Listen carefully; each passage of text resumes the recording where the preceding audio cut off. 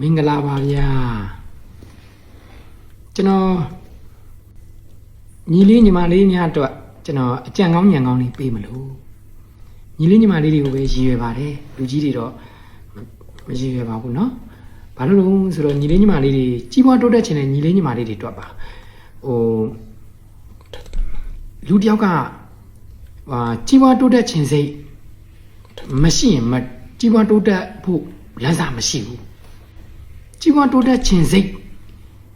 ချမ်းသာခြင်းနဲ့စိတ်တော့ရှိဖို့တော့လိုတယ်။ကောင်းကောင်းမွန်တဲ့ချမ်းသာခြင်းစိတ်ကိုပြောတာပါ။အဲကြတော့ကျွန်တော်ငယ်ငယ်တုန်းကလမ်းစာလည်းနည်းနည်းပဲရတဲ့အချိန်မှာကြီးပွားတိုးတက်ခြင်းစိတ်ကလည်းရှိတဲ့ခါကျတော့မြန်မြန်ဆရာဖြစ်ချင်တယ်လေ။ကားဘော်ဒီဆရာမြန်မြန်ဖြစ်ချင်တော့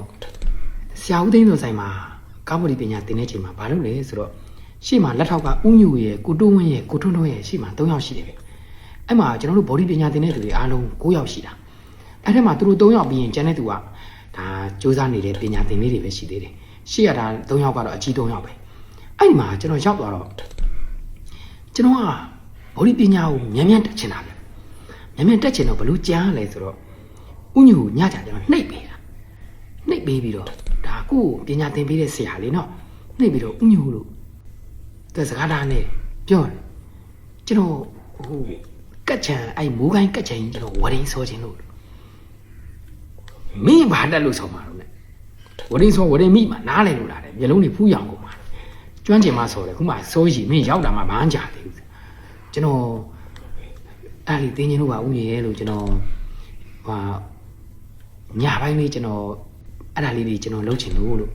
ဆိုတော့ညကွာမင်းကလည်းသူများတွေနားနေတာမင်းသူများတွေလို့နားပေါ့တဲ့ဘာလို့လုပ်မှာတော့တဲ့ဆိုတော့လောက်ပါဦးညွှဲလို့ကျွန်တော်အဲ့လိုလေးကျွန်တော်ပညာလေးစောစောတက်ချင်လို့ပါလို့ကျွန်တော်ဆရာဖြစ်ဖို့ဆိုရင်ခုဦးညွှလို့တတဦးညွှဆိုရင်လောက်သက်10နှစ်ကျော်သွားပြီလို့ကိုတုံးဝင်းဆိုရင်10နှစ်ကျော်နေပြီလို့အဲ့တော့ကျွန်တော်ရဲ့ပညာသင်တက်တန်းနဲ့ကျွန်တော်မိဘတွေနဲ့ကျွန်တော်လှုပ်ကြွေအောင်မှာကျွန်တော်အဲ့ဒီအချိန်လေးမိဘတွေရှိချင်မှရှိမှာလို့ကျွန်တော်အဲ့ဒါပညာမြန်မြန်တက်ချင်လို့ကျွန်တော်အဲ့ဒါလေးဝရင်းစောခွင့်ပြုပါဗျာဆိုမင်းညတော့မလုပ်နဲ့ကွာမင်းလုံးချင်မင်းသူများအထက်စောထားလို့တဲ့စောထားလို့တဲ့ဟုတ်ဦးညိုကျွန်တော်အဲ့ဆိုအစောထားပြီးအားလေးကျွန်တော်စောမယ်နော်လို့စောတယ်မယ်ဆိုရင်အားနဲ့မနက်ခင်းကျွန်တော်3နာရီခွဲလောက်ထားတာဗျ3နာရီခွဲလောက်ထားပြီးကျွန်တော်ဘယ်သူမှထားတယ်ဝရင်းစောမရတယ်ကျွန်တော်အကုန်ဝရင်းနေလိုက်ဆိုတော့ဦးညိုတို့6နာရီခွဲလောက်ထားပြီးဆိုတဲ့ချိန်ကျခင်ဗျမိုးခိုင်းရခိုင်းဝရင်းနေကိုစောပြီးနေအဲ့လိုဆိုနည်းနည်းတော့လိုးတာပေါ့ဗျာအဲ့ချိန်ကတော့ဒါကြီးတော့မကျွမ်းကျင်သေးဘူးဆိုတော့အဲ့လိုမျိုးကြီးဆိုရင်နောက်ပိုင်းကျလက်ထောက်တွေကကိုတန်းနဲ့ကြိုးစားလာလို့လက်ထောက်ဖြစ်တာလေဒီလိုပညာလိုချင်တဲ့လူတယောက်နားမှာရှိတာဆိုလက်ထောက်တွေကမနေနိုင်ဘူးဗျအဲ့ဒါဥညိုကျွန်တော်ဒါလေးပြီးသွားပြီကျွန်တော်ဒီမိုးကိုင်းလေးကျွန်တော်ဆက်ကွေးလိုက်မယ်နော်ကွေးမိုးကိုင်းကွေးပြီးတော့ဥညိုကျွန်တော်အဲ့မိုးကိုင်းလေးကျွန်တော်ထောင်လိုက်မယ်မိုးကိုင်းထောင်အဲ့လိုမျိုးရချင်တော့လက်ထောက်ဆရာတွေကိုညနင်းနေပေးတယ်လက်ဖက်ရည်ဝဲဆိုဝဲပေးတယ်ဆေးလိပ်ဝဲဆိုဝဲပေးတယ်ကုန်းဝဲပေးဆိုဝဲပေးရတယ်ကျွန်တော်တို့မှာမပြည့်စုံတဲ့လူတယောက်မှာရှိရမှာကိုယ့်ရဲ့ခွန်အားတွေကိုအသုံးချရမှာခွန်အားတွေကိုအသုံးချရမှာပြီးရင်ချင်းကပ်ပညာတတ်ကိုချင်းကပ်ပြီးတော့ကိုကြီးပွားတိုးတက်မဲ့လမ်းဘယ်မှာရှိတာလဲဆိုတာရှားမှာအဲ့ချိန်မှာကျွန်တော်ဆရာကျွန်တော်အတန်ပြားတွေဖြတ်တာတွေမိုးကိုင်းလောက်တာတွေနောက်ပိုင်းညာခင်ဗျကျွန်တော်က6လလောက်ရှိသေးတယ်ဟိုင်းလာမိုးကိုင်းတွေကျွန်တော်ကုန်ရပါပြီခင်ဗျလူများတွေ2နှစ်ခွဲ3နှစ်တောင်မနေလို့ရတာ6လလောက်ပဲတကယ်အောင်စရာပေါ့ကျွန်တော်အရွယ်အရငယ်သေးလေကျွန်တော်ပုံစံလေးကျွန်တော်ပြီးရင်ကျွန်တော်ပြမယ်ကျွန်တော်ကြည့်ကျွန်တော်ငယ်ငယ်တော့အဲ့အရွယ်လေးကျွန်တော်ပညာသင်တဲ့ရွယ်လေးဒါဒီရွယ်လေးကဒါကျွန်တော်ပုတ်ဘာတော်မှာကျွန်တော်ဆရာဒါတပည့်တွေကိုလိုက်ပို့တာကျွန်တော်အဲ့ရွယ်လေးဗျကျွန်တော်73နှစ်ခွဲလောက်ရှိသေးတာကျွန်တော်ပညာကိုကျွန်တော်အဲ့ရွယ်ကလေးတအားလိုချင်တာကျွန်တော်ဒါကကျွန်တော်ဆရာကျွန်တော်သူတို့အလှမှာကျွန်တော်ဆရာမွေးသားလို့ထားတာအရန်ကြိုးစားတဲ့သူမို့လို့တော်လို့တဲ့သူသားတွေနဲ့တူတူရှင်းပြပေးတာဒါဆရာဦးသိန်းဆိုတာရှင်းပြပေးတာပြောချင်တာကတော့အဲ့လိုမျိုးကြိုးစားလာတဲ့လူငယ်တယောက်ကိုလက်ထောက်ကလွှဲနဲ့ကျွန်တော်ဟာ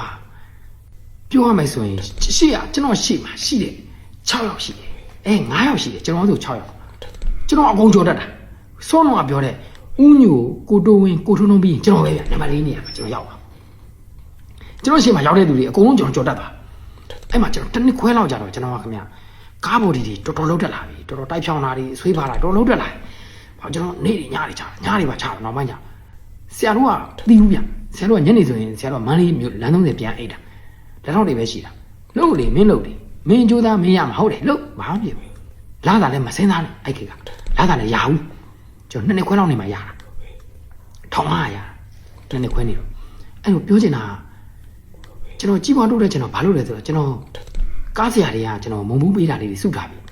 ကျွန်တော်ကမှအဲ့ပတ်စံလေးစုတာငါတနေ့ဆရာဖြစ်အောင်လုပ်မယ်ငါပတ်စံလေးတွေစုထားမယ်ဘော်ဒီဆရာဖြစ်ဖို့အတွက်ငါပစ္စည်းတွေဝယ်ရမှာကျွန်တော်ပြီးတော့အဲ့ပတ်စံလေးတာကျွန်တော်ထီထိုးတာဗျာကျွန်တော်မတရားကြီးွားချင်တာကျွန်တော်မတရားချမ်းသာချင်တာဗျာကိုယ်ကဆင်းရဲတဲ့ဘဝလာဆိုတော့အဲ့ကျွန်တော်ထီရနဲ့ပေါက်ပါဘူးဗျာဘယ်လိုပြောရမလဲဆိုတော့ဟိုချမ်းသာခြင်းတဲ့စိတ်တွေကဖြစ်လန်းနေရှာတာပေါ့နော်ဖြစ်လန်းနေရှာတော့အဲ့ထီထိုးတာတွေပါလေရဘူးဗျာအဲ့ဒါတွေမပေါက်ဘူးအဲ့ဒါကျွန်တော်ရတဲ့ပတ်စံလေးတွေစုထားပြီးတော့ငါတနေ့ကြာရင်ဒါလေးကငါဆရာဖြစ်ဖို့အတွက်လမ်းစားပဲဆိုပြီးအဲ့လိုလေးလုံရင်းနဲ့ကျွန်တော်အားတော့ပြက်တာပေါ့ဗျာကျွန်တော်တို့မှာ90တရားအဲ့လိုလေးတွေရတာလေမုံဘူးလေးတွေကဘယ်လိုစိုင်းထောင်ဆရာလုပ်လို့ရမလဲဆိုတဲ့ဆွေးနေဒါပေမဲ့စုတော့စုတာပေါ့နော်အဓိကတော့ပတ်စံစုရမယ်အဲ့ဒီမှာဘေဘီလုံးမချမ်းသာဆုံးပုံကိုတူရဲ့အကြောင်းကျွန်တော်စာအုပ်လေးဖတ်တော့ဟာပတ်စံစုမှရတာပါလားဆိုတော့တိတ်သွားတာငွေစုရတာအဲ့ဒီမှာအဲ့လိုတည်ရင်လည်းကျွန်တော်အင်တာဗျူးတစ်ခုမြောက်ရုပ်သံလွှင့်တာကျွန်တော်တို့နာမည်တော့မပြောတော့ဘူးเนาะဒါတတိတယောက်ရဲ့နာမည်ကြီးဖြစ်နေတော့လေเนาะနာမည်အင်ဂျင်နီယာကြီးတယောက်ပေါ့စီရိုနာဟိုတယ်တွေလည်းသူစောက်တယ်တဲ့ရေထမ်းရောင်ပြီးမှအင်ဂျင်နီယာဘွားကိုရလာတယ်တဲ့သူတို့ဘွားအရန်ဆင်းရဲခဲ့တယ်တဲ့မြန်မာနိုင်ငံမှာသူကအင်ဂျင်နီယာမှာအိုက်ခင်ကတော်တော်နာမည်ကြီးတဲ့သူပေါ့စီရိုနာတွေစောက်တာဆိုတော့အဲ့လိုမျိုးကြီးဆိုတော့သူရေထမ်းရောင်ပြီးမှကြောင်းတက်ခဲ့ရပြီးမှဒီအင်ဂျင်နီယာကျောင်းသားဖြစ်ပြီးတော့အခုသူဆိုရင်အင်မတန်မှချမ်းသာတဲ့တထေးဖြစ်နေပြီတကယ်အဆောက်အဦတွေစောင့်နိုင်နေတဲ့တထေးဖြစ်နေပြီဆိုတော့ဟာရေထမ်းရောင်တဲ့ဘိုးဟာတော့ဒီလိုတထေးအင်ဂျင်နီယာကြီးဖြစ်ရင်ငါတို့ကရေထမ်းရောင်တဲ့စင်တော့ကာပြီးဘူးကွာလို့ငါလည်းကြည်ဝါနိုင်တာပဲလို့ကျွန်တော်ခွန်အားတစ်ခုဖြစ်သွားတာဗျာအဲ့ဒီအချိန်မှာကျွန်တော်ကြည်ဝါတိုးတက်စေမဲ့စောင်းတွေကျွန်တော်ဖတ်ရမယ်ဆိုတာကျွန်တော်သိတာစောင်းတွေဖတ်တယ်ဗျာစောင်းတွေဖတ်တယ်ကြည်ဝါတိုးတက်စေမဲ့ဆိုတာအဓိကတော့ဖေးမြင့်ကိုဖတ်တယ်ဗျာကျွန်တော်ပြီးတော့ဖေးမြင့်ဖတ်တယ်ပြီးရင်ကျွန်တော်စိုင်းဦးအောင်သိရင်ကျွန်တော်ဓာတ်ကြိုက်တယ်ဗျာကျွန်တော်ဒါစာကြီးတွေရဲ့စာမေးပွဲတွေကျွန်တော်ခွေတွေနားထောင်နေဗျာလူငယ်တွေအတွက်အသိခွန်အားပေးတာဗျာအဲ့လိုမျိုးတွေစာတွေကရင်တော့လူငယ်ဆိုတော့ဒါကြီးတော့မသိဘူးပေါ့ခေါင်းစဉ်တွေရေးတဲ့ဆရာတွေလည်းသိတော့မသိဘူးပေါ့ကျွန်တော်ဖတ်ဘူးတယ်ကျွန်တော်စာတော်ဖတ်ဘူးတယ်အဲ့တွေ့ကြုံနေပညာသင်နေတဲ့သူတွေထဲမှာတော့စာဖတ်တဲ့သူကတပန်းသားအဲ့မှာကျွန်တော်ဆရာထမင်းစားပြီးတော့ကျွန်တော်အများအားရတောင်ခတ်ပြီးတော့ဆရာကဆုံးမတာပေါ့နော်ကြီးပွားတိုးတက်ဖို့ဘလို့နေထိုင်ရတာဘယ်လိုမျိုးငါလှုပ်လိုက်ခဲ့တာကွာဘယ်လိုမျိုးကားအောင်ဝယ်တဲ့သွားတာကွာဒါတွေကျွန်တော်တို့ပညာတစ်ခုဖြစ်သွားအဲ့တော့လူတစ်ယောက်ကကြီးပွားတိုးတက်ဖို့တော့ကချင်းကပ်မှုအရန်လို့တယ်လို့ပြောချင်ပါတယ်သူတို့ကောင်းချင်းကပ်မယ်ကြိုးစားအထုတ်နေတဲ့အဆွမ်းရှိတဲ့သူတွေကိုချင်းကပ်မယ်လေလွင့်လျှောက်သွားနေတဲ့သူကိုချင်းကပ်မိရင်သူကအဲ့ဘက်ထဲရောက်သွားကြိုးစားအထုတ်နေတဲ့သူတွေကြီးပွားတိုးတက်နေတဲ့သူတွေကိုချင်းကပ်ပြီးတော့ကြီးပွားတိုးတက်ရလမ်းကြောင်းမရမကစီလိုပေါက်ရှာပြီးရုံထွက်ရမယ်လို့ပြောချင်ပါတယ်အခါကျတော့အဲ့လိုရုံထွက်ရင်လည်းကျွန်တော်ဟာဘော်ဒီဆရာဖြစ်လာတယ်လို့ကျွန်တော်ကြော်ပြောလိုက်တော့မယ်နော်ဘော်ဒီဆရာဖြစ်လာတဲ့အချိန်မှာကျွန်တော်ကကားဘော်ဒီပညာသင်ပြီးတော့ကားဘော်ဒီပဲလှုပ်ရှားရမယ်လို့ကျွန်တော်သိထားတာအဓိက main အဓိကချမ်းသာစေသောအကြောင်းတရားကိုကျွန်တော်ပြောပါမယ် main ကကျွန်တော်တို့ကဘော်ဒီပညာသင်ထားရင်ဘော်ဒီထုတ်ရမယ်ဆွေးပါတွေလုပ်ရမယ်ကားပြင်စားတဲ့ဘဝနဲ့ပဲရက်တီလို့ရတယ်ထင်ထားတာဗျမဟုတ်ဘူးဗျကျွန်တော်ဘဝပြောင်းလဲစေတော့တကယ်ချင်းတယောက်ကအောင်မျိုးဆိုတဲ့စေတုတ်တယ်ကျွန်တော်လည်းပညာသင်ပတ်သူကလည်းသူ့အိမ်မှာစေခွဲတုတ်နေပြီကျွန်တော်ကဆိုင်ခွဲပြီးပြီအဲ့မှာသူကနေ့တနေ့ကကျွန်တော်စီရောက်လာပြီးတော့ကိုပလောင်ဆိုတဲ့သူပါလာတကယ်ချင်းနဲ့မင်းအတိုင်ပင်သားရှိလို့လာတာပြုတ်တကယ်ချင်းရတယ်